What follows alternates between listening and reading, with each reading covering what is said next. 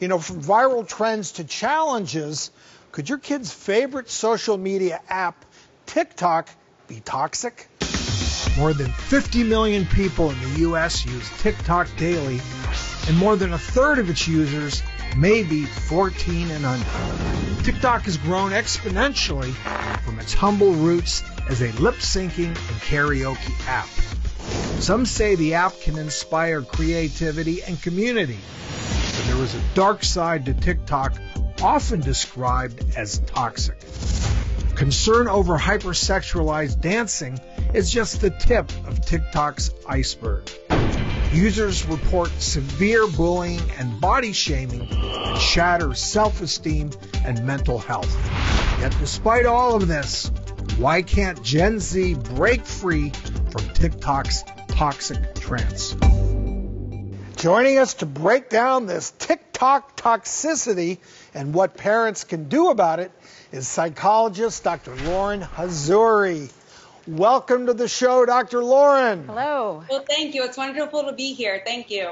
We know, Dr. Hazzouri, you work with young girls in your practice who speak about their TikTok experience. So we want to break this down. What's their biggest complaint?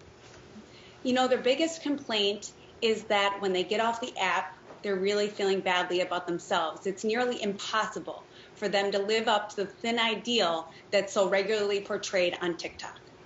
Yeah, no, completely understood. And I'm on TikTok. Are you on TikTok, Dr. Lauren? I've done a couple little things like juggling breast implants and things like that. But I've sort of cut back in that. I tried to do some crazy dancing and actually hurt my knee. No. So I, for the moment, I think my TikTok days are over. TikTok days are over. Well, it is one of these apps that it is different, and I've tried the dancing too. But, Dr. Lauren, what about TikTok makes it potentially more toxic than other social media platforms? The most difficult part for the kids is getting off the app. Because for the For You page, it just keeps on going and going and going. Yes. So, with the thin ideal and the social comparison that they engage in on the app, when I was younger, maybe I would be comparing myself to somebody who was in a magazine. There's an end to the magazine. There is a last page. Sure. So if I'm comparing myself to Cindy Crawford, the last page, it's done.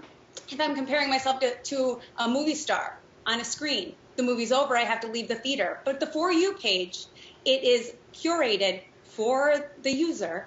It's nonstop. It just keeps on feeding you more information. And even more importantly, people on there that you're comparing yourself to look like the girl next door. They look just like you. So it's not a supermodel or a movie star. It's another girl who goes to high school, maybe in another state, in another town, but they look just like you. Their homes look like yours. And so it seems like their ideal, the things that they're engaging in, might be doable for you too. Dr. Lauren, I love how you mentioned the For You page, because when I'm on TikTok, I've noticed that it does keep feeding you things. And not only that, but you don't have to follow people to get content from them.